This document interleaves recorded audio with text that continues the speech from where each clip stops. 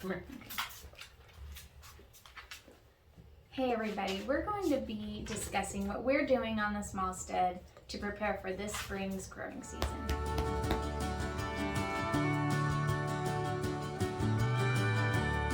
This is our first growing season at this new property. If you've been watching our channel for a little while, you know that we've moved onto a family property and we have a little bit more space than we did down in Central Texas.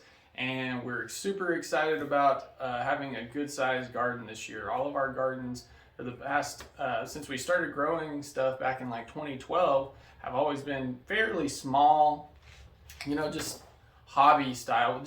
We're still doing this as a hobby now, but we're transitioning into doing this as a good portion of our vegetable intake, essentially.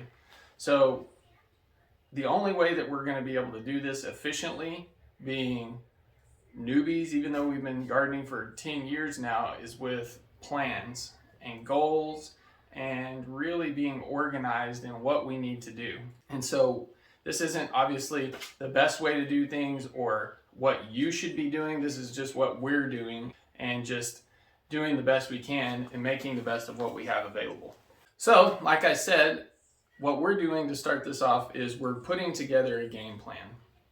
And what that includes is basically just getting a grocery list together. What do you want to grow? What will you eat the most in your family? Don't grow stuff that you're not going to eat. Then it's just a waste of energy, resources, and space in your garden that could be better utilized for something that you will eat. But again, you know, in a Texas garden, it seems like people only grow peppers and tomatoes because, you know, it works really well here. But we're trying to expand this out a little bit. We can't just live on peppers and tomatoes.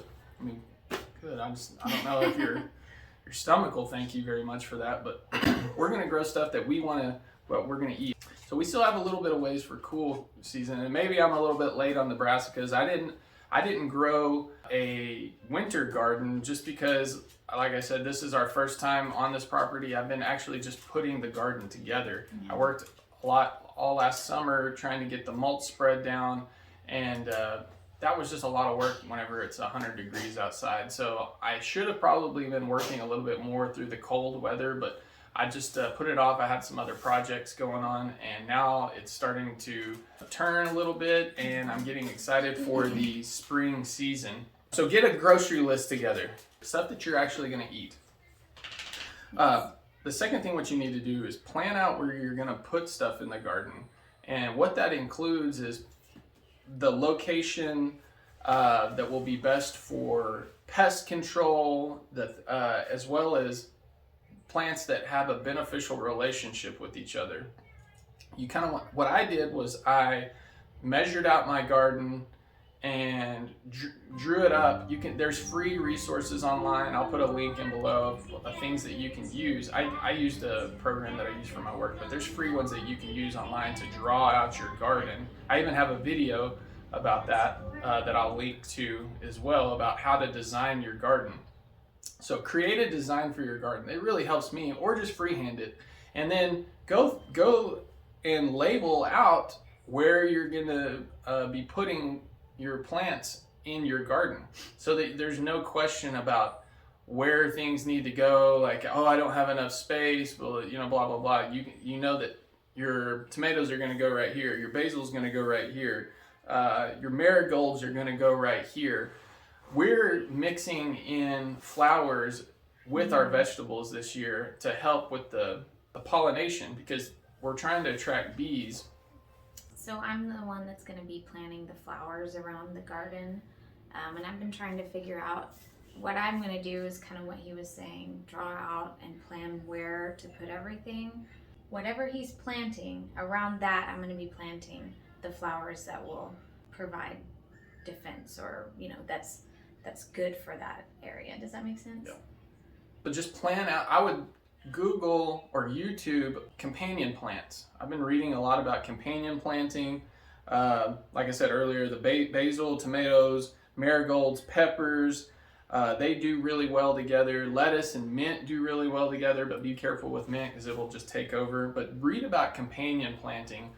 There's an old Native American saying that's called the Three Sisters, which is corn, squash, and beans were always planted together. And what happens is the corn stalks grow up, the beans will grow up the corn stalks, and then the squash acts as a ground cover holding moisture in the ground because they're big shaded leaves. So they have a really symbiotic relationship together. So think about where you're going to be putting your vegetables within the garden. So and another thing that you want to think about too is like, don't put plants that have similar pests next to each other.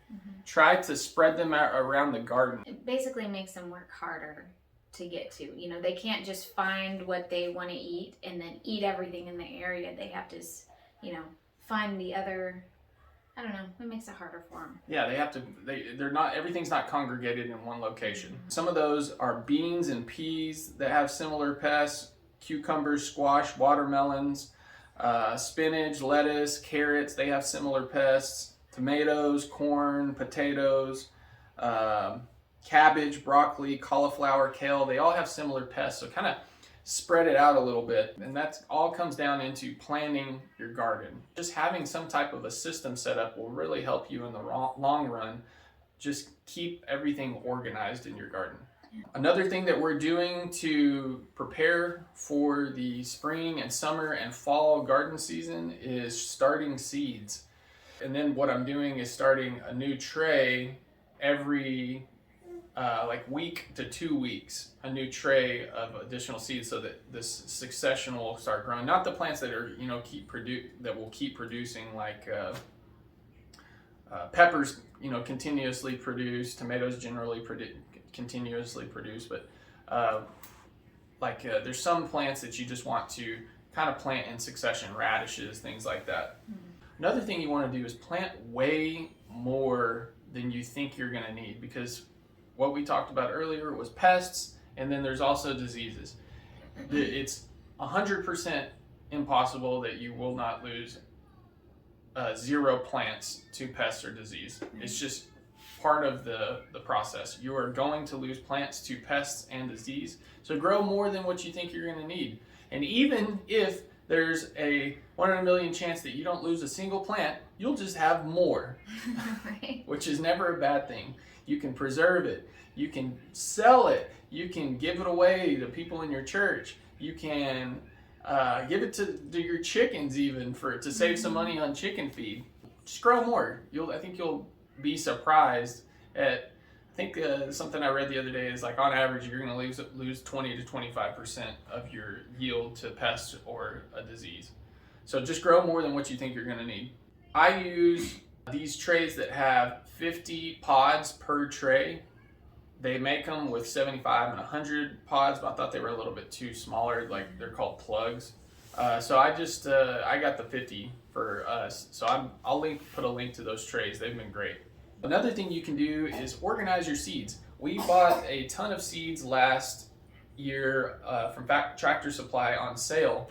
We should have bought more. I thought we had more than we did. And I guess it seemed like we were buying more at the time, but once we organized everything, went through it this year, it's not that much. And that's why you want to organize, because you may think that you're pretty stocked up, but once you really start organizing it, it will kind of bring you back to reality anyway. And all we did was I just got one of those plastic storage tote drawers, and we put all of our similar seeds together, or the same seeds. You know, we got carrots in this bag, we got beets and turnips and things like that in another bag, we've got corn in one bag, and we didn't even label them. They're just organized together and lined up almost in like a filing style system. And then I put that drawer in the top shelf of my garage fridge. Super easy to do as far as organizing goes, and you can do that whenever you're starting to get your grocery list together or putting your seeds in the planter trays. Another thing is get your garden cleaned up. It's cooler right now. You want to do this before it starts getting warmer and hot outside. Here in Texas, it it'll get hot. I mean, like I said, we still have a little bit of time before it starts getting hot, but once it gets hot quick. You know, rake up any areas. My chickens got into an area of the garden, and all my mulch that I hadn't evenly spread around is patchy and holes everywhere. They got in some of my garden beds and scratched them all up, which is good. You know, they're pooping in there and kind of turning it up a bit, but they're turning it up. The same thing I like to do when I'm starting work each day. I clean my desk up. It helps to have a clear mind to just start the day off. And same thing with your garden season. Start your garden season off with a clear head. Get out there, clean everything up, make it look presentable, a happy place that you want to hang out and be. The thing that we should talk about is don't becoming overwhelmed. I get overwhelmed really easily. And what that's brought on, I was just talking to Candace about this last night, is that the past 3 years has been a very stressful time there's not a single person that hasn't been stressed out about what we've gone through in the past 3 years. It's kind of traumatic. And one of the reason why we moved up here was to have a more sustainable, self-sufficient place for us that we can kind of rely on ourselves. If anything happened, we would be able to kind of hole up here if we needed to. And I can get overwhelmed in thinking, oh, I've got to get this done. I need to have this available for us. There's so much that I need to do still. And I get into that mode where it's like, oh, if I can only get to this destination. But Candace has this thing hanging on our wall that I look at it every freaking day. And I don't ever take it into account. But it says the happiness is not the destination, it's the journey. And so being happy with the process, learning, gardening, and homesteading in general is not a final destination. It's an ever-evolving, perpetual classroom. So just don't get overwhelmed with it. Be happy that you're becoming more self-sufficient, bringing it back home, building something for your family or yourself that they can grow off of, they can eat, they can be happy. You can be happy in your garden. Gardening and homesteading is supposed to be a good thing, a happy thing. And I can look at it and sometimes as, well, I'm doing this because of negative external forces. But I need to be looking at this as I'm doing this because it's a good thing to do. It makes me happy. It's beneficial for us as well as those around us. And come say hello. So this is what it's all about. Just providing for your family, being together, teaching the little ones the art of gardening so that they can learn this from a young age and carry it into their generation and the next generation. It's kind of, our grandparents, every one of them essentially had a garden. Now it's like rare for people to have gardens, and just teach the little ones to carry this tradition on. It's not even a tradition, it's a necessity. Well, I thank you guys for watching. We really appreciate all your support.